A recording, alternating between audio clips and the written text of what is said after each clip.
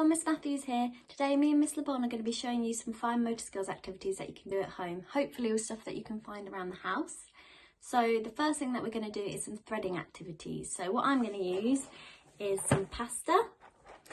Make sure it's pasta that's got holes in it, because otherwise you won't be able to thread it. If you haven't got any pasta, you could use, some of you might have some beads, some of you might have some buttons. I've got some buttons here.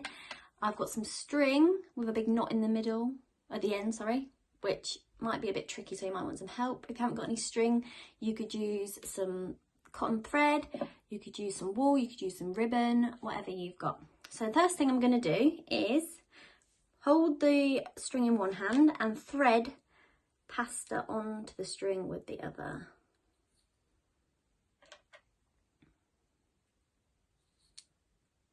So I'm going to do 4, because my bit of string's not very long.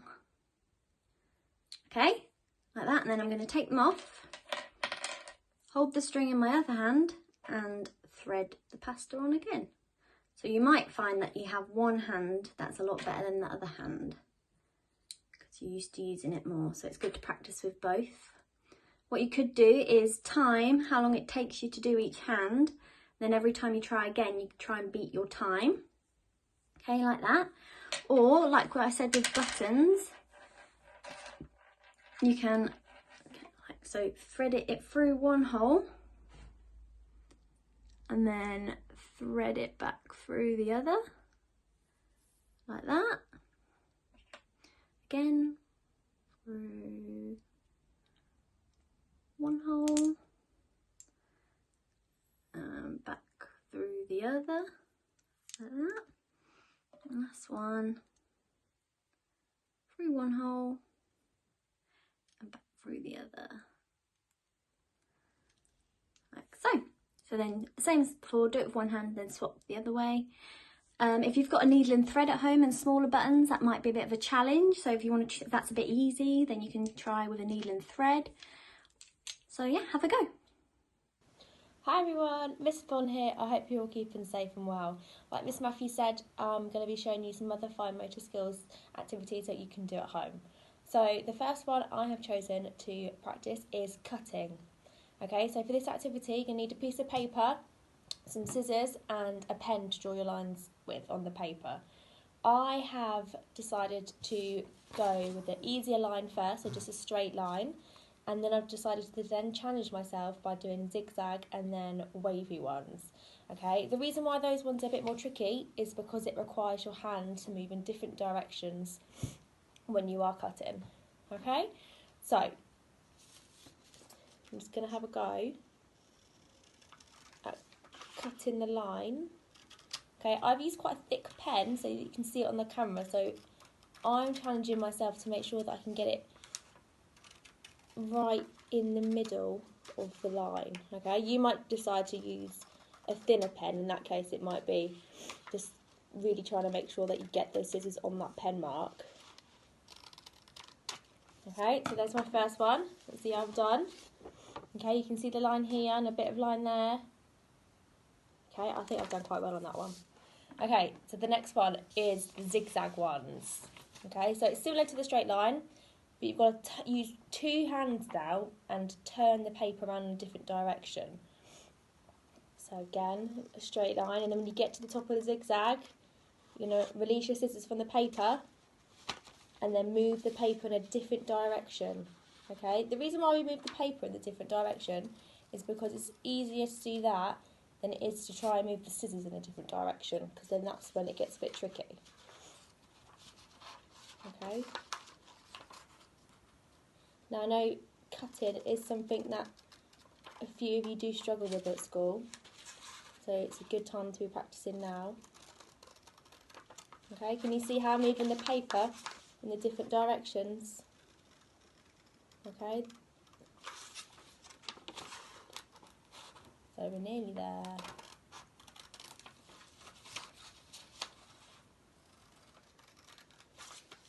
Last little zigzag. Done. Okay, so can you see my pen mark on this side? And then on this side, we put them together. Okay, you can see how I've gone in the middle of the line. I think I've done quite well on that one too. Okay, now the third and final line I've decided to draw on my piece of paper is a wavy line.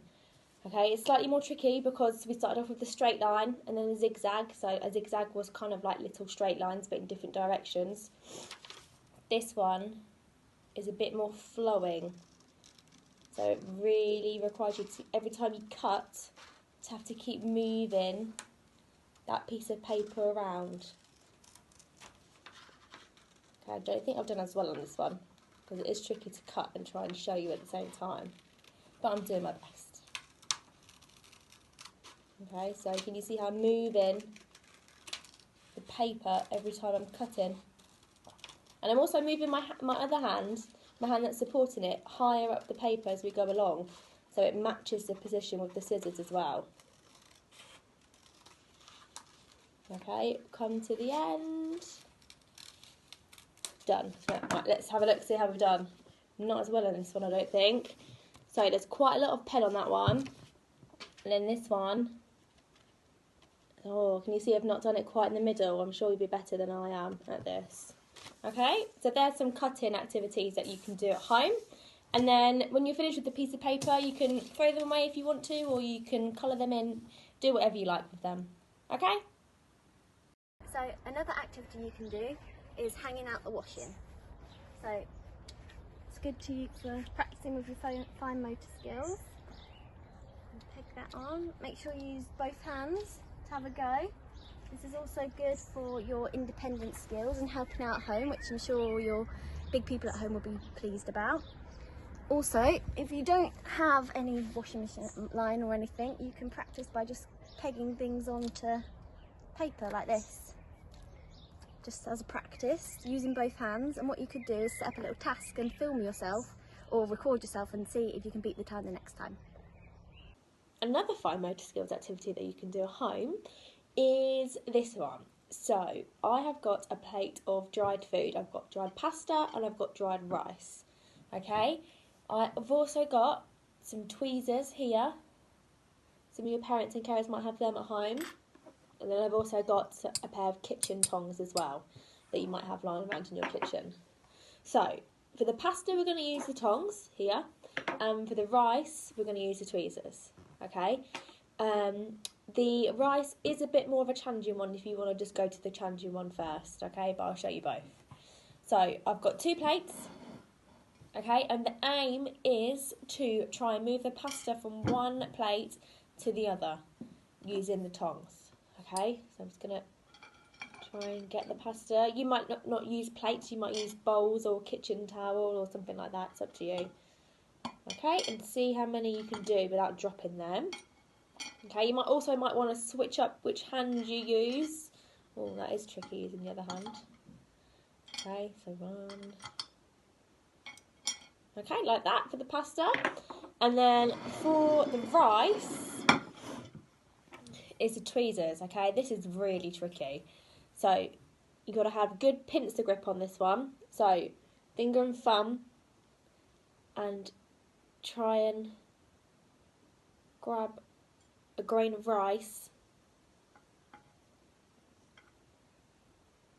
and move it to the other side without dropping it. Okay, if you're feeling really confident, you can swap hands with the tweezers and rice as well. Try and move it up. You don't need a lot of rice and pasta, okay, just a few grains. And also make sure you ask your parents and carers first. Okay, so you can have fun on that one. Okay, so our next activity is going to be buttons, which I know now, especially that we wear shirts to school, people struggle with, especially when they get to these top bits. So it's good to practice. So I've got this cardigan with big buttons, which I'm going to show you, and you might want to practice on something with big buttons first. So what I do is, in one hand, hold the button, and the other hand, hold, there is a hole there, the front half of the hole. Then I'm going to put half the button into the hole, like this, and then when it gets to that point I'm going to swap hands. So the hand holding the cardigan, I'm going to hold the button, and the hand holding the button, I'm going to hold the cardigan and pull. You might need to wiggle a little bit because sometimes it gets a bit stuck. And then it's also good to practice unbuttoning as well, because some people struggle with that. So again, holding my cardigan and the button in halfway, like that. And then I'm going to swap hands and pull it through. Okay, so it is trickier on a shirt because the buttons are smaller, but same sort of thing. I'm going to go halfway in and then swap and pull. I'm going to go all the way to my top button, which is always the stiffest and trickiest. Okay, and then you're going to have a go at undoing them because that's tricky as well, and it's a lot harder doing something on yourself than it is on someone else. Okay, so go back to it. The next thing I'm going to do is a tie. So we all wear ties to school now. I know some people have clip-on ones, but it is good to learn how to do it. So I'm going to show you. Okay, just going to put the camera down a little bit so you can see a bit better. Okay, so with tie, I've got one thin end and one thick end. And what you want is the thin end to be shorter than your thick end. Okay, and then what you're going to do is get your thick end and go over the thin end and under, okay? And then you're going to repeat it and you're going to go thick end over the thin end, but instead of coming back to where it started, you're going to go up and under and through the middle of the tie. And then can you see you've got like a little pocket here, so you're going to put the tie in, the thick bit of the tie in, and pull, and then hold on to the thin bit underneath and push the knot up that you've made, okay? And put your collar back down. Yeah, so that's your tie. So some of you, if you find it really tricky, you don't want to do it every single day, when you take it off, what you can do is just loosen it a bit, so you can slide it over your head, but then you can also do it back up, which I know some of you do. Okay, so let's try again. So I'm going to do it all the way. Put my collar up. So, got my thin end, thick end, and on, short bit, long bit. Okay, thick bit over thin bit and underneath, thick bit over thin bit, and then up through the middle and through, and then we've got our little pocket that the thick bit's going to go through. Pull it through, hold on to the thin bit at the back, pull up your tie. You don't have to do it really tight because it's not comfortable, and then you put your collar down so you're nice and smart. And then you're ready. So it'd be good to see how many of you have learnt this ready for when we're back at school, okay? This final activity comes in two parts. So the equipment that you're going to need are some coins, a piggy bank if you have one. I don't have a piggy bank, so what I've got is a box with a slit cut in it already, so I can use that. Okay, but anything that you can slot some coins in will work just as well. So the first thing you're going to do is line up some coins here. I've got 6 2p's here. Okay, you can use smaller coins if you'd like a challenge, or you can stick with 2p's like me.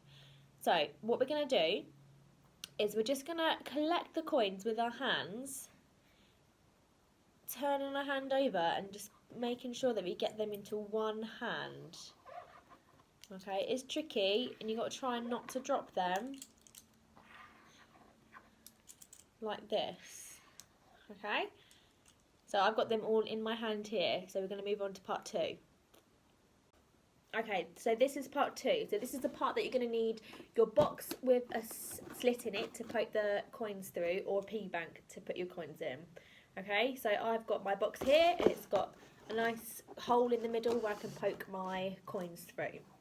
Okay, so still with your coins in your hand, we're just going to practice putting them in your piggy bank or the box with one hand without dropping the other coins that are in your hand.